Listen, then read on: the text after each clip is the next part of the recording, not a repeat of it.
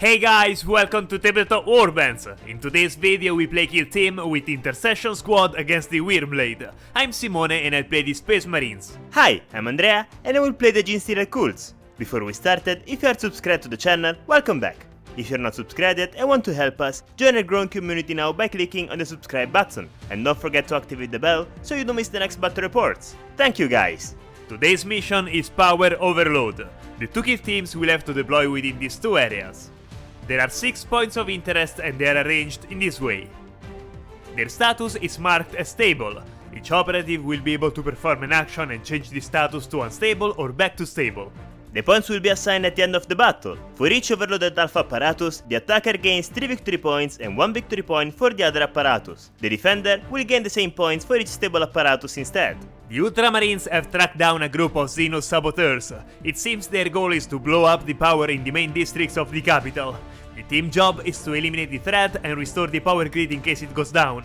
The city's defenses must remain active, and many depend on these generators. The Intercession Squad is made up of 6 Marines. The leader is an Assault Intercessor Sergeant armed with Plasma Pistol and Chainsword. The Explosive Specialist is the Grenadier, who has Krag and Frag Grenades with him. The Gunner is an Intercessor Marine and is armed with Auxiliary Grenade Launcher and a Stalker Bolt Rifle. Finally, there are 3 Assault Intercessor Warriors. The Chapter Tactics skills I have chosen for the team are Unyielding and Durable, to make them a bit more resistant. This means my Marines have an additional wound and take 1 less wound from 1 critical hit every fight or shooting attack. Finally, as equipment, I assigned a Tilted Shield to an Assault Intercessor Warrior, an Auspex to another Warrior, and the Purity Seal to the leader. The Genestealer Cults have big plans for the planet's capital. They only need a diversion to put it in place.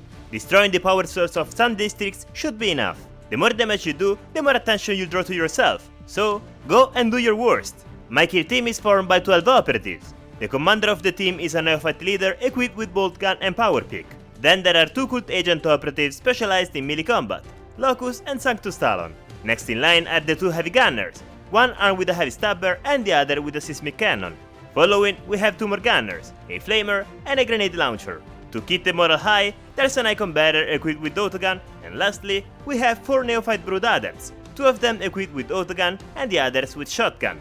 As additional equipment, I gave a cool talisman to the leader, the grenade launcher, the flamer, the seismic cannon, and the heavy stabber. Luckily, in this map, deploying first doesn't create any disadvantages for me. 5 of my models, including the leader, are positioned in a drop zone, all heading towards the nearest door. I have chosen to deploy a warrior within the sector closest to me. In this way, I will be able to play defense and attack only when I have a good opportunity. Deploying him in one of the other 2 sectors would most likely have meant condemning him to certain death. Having half as many models as Andrea, I'll have to carefully consider my movements and make every single Space Marine count. Since the drop zone is quite small, I really didn't have much choice. I deployed every operative as close to the drop zone edge as possible. It's time to do the scouting phase. Each of us chooses a number of dice equal to the corresponding number of the choice. 1 for Fortify, 2 for Infiltrate and 3 for Recon. Red dice for the Cult and blue dice for the Space Marines. We both chose Fortify. This means that the initiative goes to the attacker, the Genestealer Cult. I start the scouting phase and place the barrier in this sector, so as to hinder Andrea's movements towards that objective. I place the barrier in between of the 2 points of interest, just to try to slow the enemy models that will try to contest the central objective. In the first round, I reveal the TACOP Central Control. If at the end of the round I have more APL within square from the center of the battlefield, I gain a victory point. Diego is the first operative to activate. He uses movement and dash to reach the closest door and opens it. Being already positioned next to the door, Lucius takes the opportunity to open it and have line of sight on the next room. Then, with movement and dash, he positions himself near the point of interest. Carl activates and uses movement and dash to reach the open door. Ronald is in the drop zone, away from enemies, so he calmly reaches the nearest door and opens it wide, to allow his teammates to pass easily. Brick uses movement and dash to reach the door of the upper section. Nur the Gunner takes advantage of the fact that his companion has opened the door and crosses it into the other room, where Lucius is. Nick goes behind the seismic cannon with movement and dash. Mirko follows the Gunner into the room. By moving in a group, you have more possibilities. Alan reaches Diego and Carl with movement and dash. Anya, the leader, doesn't have enough space to fit into the room, so he stops just outside the door. Vince, like the others, uses movement and dash to reach the open door. Loki joins the other Space Marines by the door, still no enemies inside. Since Simone has finished the operatives to activate and can't shoot Overwatch, I can activate the rest of my team, starting with Butch that reaches the group behind the open door. Following, there's Manny that decides to go towards the bottom corridor. Stuart and Joe go towards the closed door, while Wilson and Sid join the leader on the bottom corridor. And the first round is over. Nothing happened, so I can't complain. In this movement round, I decided not to split my army too much. I believe Simone will try to hold the two alpha objectives on the upper part of the battlefield, so in theory I should manage to take the bottom side of the kill zone without problems. At the end of the turn, with only Lucius within square of the center of the battlefield, I score my first victory point. The first round was pretty straightforward, with no notable events. It's the calm before the storm. I am extremely undecided on how to defend the 3 central sectors, being the ones that are worth the most points. I guess I have to pick 2 and give up on the third. With only 6 models, I don't have the strength to protect every spot on the map. I have to choose where to fight very carefully. Rolling for initiative? Ah, F5. I was hoping to start second. 4. I guess you'll start first. In the second turn, I reveal my second TAC-up damage limitation. If at the end of the turn none of my operatives have been eliminated, I score a victory point. This might be the only turn I could make it. Honestly, I had decided to ignore the lower sector, but I changed my mind at the last minute and decided to take a chance. Ronald heads there and opens the door. Alan changes his order and engage, walks inside the room, and then goes on guard. With Andrea's numerical superiority, I can't risk exposing the Marines too soon. Anya moves behind the wall, waiting for the right moment to engage. The Adepts have group activation too, so they can activate 2 at a time. Wilson and Sid use movement and dash to get closer to the bottom objective. Mirko uses movement and dash to reach the door and open it, then return to a safe position. I don't think I will use that door, but it could be helpful either way. Karl uses movement and dash to reach the center objective, and with his third action activates it and overcharges the apparatus. Lucius moves away from the central point and reaches the door. This model cannot leave the room until he spots an enemy, so it is best to place him where he can see someone. Butch reaches the upper door inside the room with movement and dash. Lokin joins his teammates inside the room for a brief pre-engagement meeting. Vince moves closer to the wall and passes his turn. My gunner moves into view of the other room and positions himself on guard, ready to shoot anyone approaching the point of interest. Stuart and Joe use movement and dash to reach the end of the corridor. Then again, since Simone can't do anything more, I finish to activate my team. Nick moves on the corner of the room. Brick passes his turn, and Diego joins the heavy stabber inside the central room, while Manny takes the locus place behind the column to support the team in case of need. None of my Space Marines died this turn, as I had hoped, so I score a victory point for the TAC-up damage limitation. This round also passed quietly, but we have finally come to the showdown.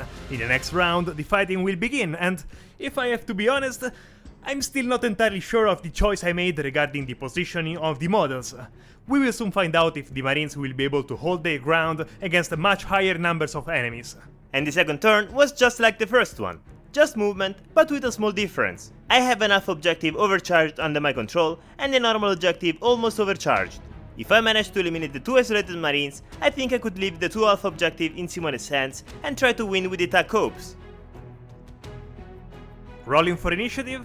Ah, nice dice roll. Another 4. This time, it's okay though.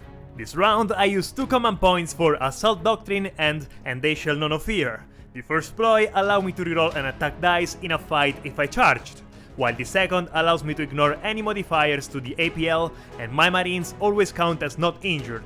Having few models, I need each of them to be at full strength. I reveal the faction TAC-up too. Perfect ambush. If in this turn I manage to deal more wounds than Simone, I gain victory points. Karl starts the third round and moves close to the edge. Then he does the action Hatchway Fight and fights with the Marine on the other side. The Sanctus makes 4 attacks at 2+. Rerolling the 1 for Cult Ambush. Another one. Thanks to the rule Little 4+, that's 3 crit total. Ronald responds by making 5 attacks at 3+. Okay, I reroll a dice with a command point. Better. 1 critical attack and 3 normal. Karl starts parrying the Marine's crit. The Marine defends himself from an enemy attack. With his last attack, the Sanctus deals damage, and thanks to the rule Stun, I can remove 1 of the enemy dice. On the last dice, Ronald deals damage. 5 wounds sustained, so 10 left. 5 wounds left to Karl. After the fight, he runs for his life thanks to his ability and goes hiding behind the flamer. Hey, where are you going? It's not okay to abandon combat in the middle. Ronald charges the Sanctus and the flamer. Once he arrives, the Marine fights the Sanctus again. 5 attacks at 3+. Not bad. Having charged, I can reroll a dice. Nope, it doesn't matter. 2 critical and 2 normal attacks. Having made at least 1 critical attack, I can take out the Sanctus on the first hit, before he can defend himself. And he's gone. Bye, Carl. Assault Intercessors have the ability to fight twice, so Ronald also attacks the Flamer. Again, 5 attacks at 3+. All hit including a critical attack. Rolling 3 dice at 4+. 2 crits. Nice! To avoid taking too much damage, the Marine parries with the critical dice. And Alan makes damage with his crit. The remaining attacks are enough to take the Flamer out of the way. It was fun. And the Flamer is also eliminated from the battlefield. He suffered 3 more wounds, so Ronald is down to 7 wounds. Wilson and Sid activate. One goes to the door, and the other stops to do the action on the objective, overcharging it. Mirko has no enemies in sight yet, so he prepares to set a trap for them. With movement and dash, he manages to reach the barrier. Once there, he positions himself on guard. Vince activates and shoots the Marine inside the room, making 4 shots at 4+. Rerolling the 1 again. 1 crit and 2 normal hits. With -1 penetration, I can only roll 2 dice. S6 is not enough. Ronald hasn't finished his duty yet. I use a command point for Wrath of Vengeance. The Marine, before being removed from the kill zone, can perform a free shooting action. Ronald takes aim at the Locus and opens fire. 4 shots at 3+, since he is not injured, thanks to deploy I used at the start of the round. 3 hits successful. Saving with 3 dice at 4+. Rerolling 1 with a command point. All saved. The shooting action wasn't the best, but the Marine got the job done in this area. At the end of the grenade launcher's activation, I used the leader's ability Shadow Vector, and changed the grenade launcher's order in Conceal. Anya decides to join the fray and moves inside the room next to the point of interest, then shoots the Locus with his plasma pistol. 4 shots at 3+. Oh, what a beautiful dice roll! All hit! 4+ invulnerable roll. Just 1 saved. I guess it's a goodbye then. With the remaining action, my leader dashes back for cover. Butch changes his order in engage, and then uses his dash to position it better and shoot the enemy leader. He makes 5 shots at 4+. Rerolling the 2s thanks to Cult Ambush. 2 normal hits and a crit. 3 dice to save. 2 saved, perfect. With 3 wounds sustained, Anya is now with 13 wounds. I'd say he's doing great. Lokin finally moves into the next room and positions himself in front of the door, waiting for some enemy to show up. Manny changes his order in engage and dashes a little bit to have the enemy leader inside. Then he shoots him 4 shots at 3+. Rerolling the 1 thanks to Cult Ambush. All hit. 3 dice at 3+ to defend. 2 hits saved, so 4 wounds suffered. Anya was left with 9 wounds. Basically, he still has more wounds than a normal man. Noor also moves into the next room to defend the point of interest. This is the most defended room ever, I would say. The Icon Bearer activates, opens the door, and uses his ability Signal Strike, which makes all friendly operatives within 3 inches of him reroll every shot for Cult Ambush. Lucius returns to his duty next to the center of the kill zone to try to take a victory point at the end of the turn. Brick uses his dash to reposition and avoid the enemy overwatch, and then shoots the Marine in front of him with a long wave profile, making 6 shots at 4+. Rerolling all failed dice thanks to the Icon Bearer. Just 3 hit total. 3+ to save. 6 and 4 defended. Unfortunately, the last dice failed. He suffered 2 wounds and Mirko is left with 13 wounds. Not a problem. The last 2 operatives to activate are Stuart and Joe. They use movement and dash to get closer to the doors. Losing both the special agents when both of them did absolutely nothing is really bad. Unfortunately, I wasn't able to deal more wounds than Simone, so I lost the victory points of the Taco Perfect Ambush. The game is not going as I planned, but with a few good rolls, I think I can still win. I just need to take one more off objective. It will not be easy, but it can happen. The center of the kill zone is controlled by me, thanks to Lucius, so I scored the second victory point of central control. All in all, this round went well. I still have most of my team waiting to go into combat, but I was able to defend the lower sector with only 1 dead Marine. The strength of the Space Marines is making a difference. Andrea doesn't have weapons strong enough to take out my models in one go. The next round will be the decisive one. The doors of the upper sector will be opened, and the fighting will become more intense. Rolling for initiative. Apparently, now I'm starting to roll 4 on initiative too. Yeah, welcome in the club. In the last strategy phase, I use again deploy and they shall know no fear to make my marines not injured. I spent 3 command points for the Strategic Ploys Meticulous Plan, Crossfire and Writhing Ingress. The first one reduces the action points required for the mission action by 1 if my agents have a concealed order. The second boosts my shooting actions, and for the third one I need to place an Ingress token within 1 inch from a terrain feature no more than 1 inch thick. My operatives can move through that terrain as if it wasn't there. I place the token here. Anya moves first and enters the next room, positioning himself next to the point of interest. He then shoots the enemy in front of him with the plasma pistol. 4 shots at 3+. Thanks to the Purity Seal, I can use a free dice reroll. Nice! 1 critical hit and 2 normal. Rolling 2 dice at 4+. Just 1 save is not enough to save him, so I guess he's gone. Having killed the enemy, Anya can now happily perform the action on the point of interest and make it stable again. Manny activates and charges the enemy leader, then fights and makes 4 attacks at 3+. Thanks to the rule rending, that's 2 critical hits and a normal hit. Anya responds with 5 attacks at 2+. Only 3 successful attacks. Manny starts the attack dealing damage with 1 crit. My leader deals damage with 1 attack. And my leader eliminates the enemy. Anya did all he could and is allowed to leave the kill zone with honor. Then I spend 1 command point for the strategic ploy, Slink into Darkness, and change Manny's order in Conceal. Also, since my leader eliminated an enemy melee, I can reveal the attack of Robber Ransack. Finally, my gunner has a target to shoot at. Nur takes the auxiliary grenade launcher and shoots through the door at the Neophyte. 4 shots at 3+. Ah, okay, just a critical hit. Saving with 2 dice at 4+. Nope, a 5 is not enough to stop the crit. Intercessors have a chance to do 2 shooting actions, so Nur fires again, but this time with the Stalker Bolt Rifle. 4 shots at 3+. 1 critical hit and 1 normal. Saving again with 2 dice at 4+. Yes, he's still alive, injured with 3 wounds, but still alive. With the last action available, Nur stands in front of the door to prevent anyone from entering the room. Vince activates and changes his order and engage. Then, thanks to the leader's ability, I can use the tactical ploy Coiled Serpent for free, and retain a normal hit as a critical in the first shoot or fight action.